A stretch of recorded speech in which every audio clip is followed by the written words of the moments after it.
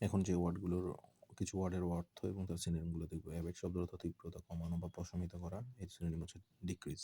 Absolute শব্দের অর্থ সম্পূর্ণ, অসীম ক্ষমতাধর, নিঃশর্ত।